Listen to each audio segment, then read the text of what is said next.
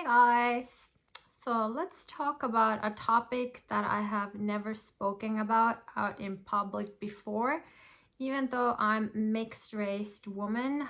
So my mother was Finnish from Finland and my dad is from India, Indian. So I'm sure I'm not the only person in the world who is mixed race. There are a few of us, especially in United States. They always love to bring out their mixed heritage because it's something they're proud of, and I love that. Fortunately, it's not like that here in Europe. From my personal experience, they are very into their own cultures in all of European countries, and they do not want to mix that culture with anything else. They don't want any mixed people, they don't want any mixed heritage, and that's European thing, which is fine.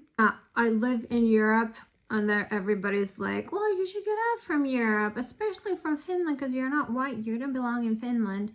But the thing is, my mom was 100% Finnish, 100% white woman, so therefore I ended up in Finland. But it's also been like very disappointing experience to spend 40 years, like I'm 40 currently, in environments where you don't feel welcome. So I really have not felt super welcome in any of the European countries I've lived in. And I have lived in total actually in 11 countries so far. I have not experienced violence, physical violence, except in Estonia. Actually, two female colleagues pulled out my chair, so I broke my wrist. And the Finnish police officers, the police in Helsinki city, the capital, also twisted my arm and wrist. So due to these injuries, I was unable to exercise the way I used to for 2 years. What did I do? I'm like literally Christian from religion. My mom was 100% European. My dad's Indian, not religious at all. Has a PhD, is not some kind of gutter person. Very, very intellectual, very well traveled, very Western values. So I come from this kind of background, yet I'm still not accepted in European countries. So I grew up in Finland and I never felt like I'm Finnish. I was called a negeri my entire childhood.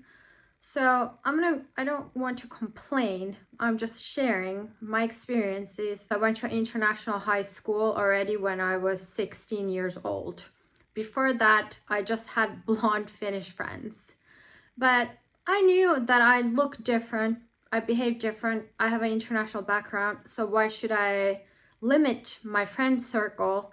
And I can tell you it was the best decision of my life to have an international friend circle, because I'm an international person, because I was born actually in California.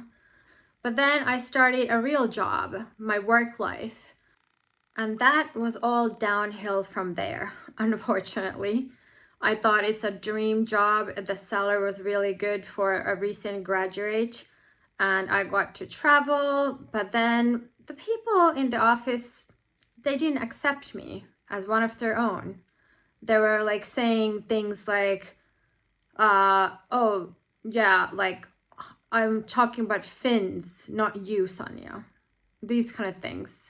So apparently they didn't like the fact that a brown-skinned woman is in the office having a normal office job that any blonde Finnish girl could do. Why am I getting this job? Well, I speak perfect Finnish because it's my mother tongue, and I had a bachelor's degree back then, and why not? I also did my master's degree, so currently I have a master's degree in international business management, but nobody appreciated it, so they just completely ignored it, and that was it. As I mentioned in the beginning, that this is the first time I'm talking about racism I have faced as a mixed-race woman, Well, I did actually mention it in Twitter, and I got a lot of hate from people with like random avatar pictures. So these kind of fake names and some cartoon pictures, they never attack you with their real name and face. And these people told me to go with my own people. I'm like, well, who are my own people? Brazil. They suggested Brazil, even though I don't speak a word of Portuguese. I have no Latino roots. But okay, I look Brazilian, fine. So I couldn't get a job in Brazil, but I went to the second best thing, Portugal. And guess what? The Brazilians here do not like me. I came across a few Brazilians and they don't consider me as their own. Why would they? I'm not a Latina. I look Latina, but I'm not. Because people base too much of your identity on the way you look.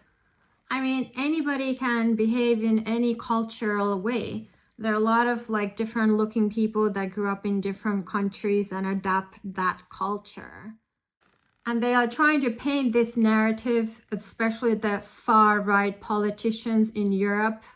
So they're trying to create this atmosphere of fear, and everybody's a threat to them. Like, oh my God, this is ridiculous. Like, I like little cats and flowers and cows, but they just still try to paint me as very aggressive and I'm a threat. Like, where's the proof? Where's the proof? They actually tried to get that proof. I'm not even kidding. These people are insane. These far-right people have lost whatever little brain cell they had left in their shitty brain. They've been following me around, trying to get me to like attack them by provoking me. For example, if I'm riding a bike, they will stop right in front of me, either walking there or something, or then they're gonna try to run over me with their car. Yeah, that also happened. Or my dad.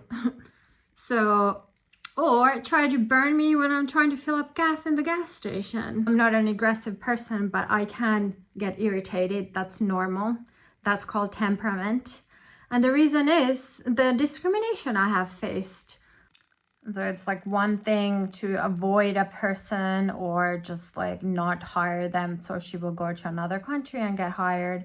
But it's another thing to like outrageously lie about her mental health, about her like sexuality, just to make sure that she will never get married. Yeah, I was called a lesbian in Finland.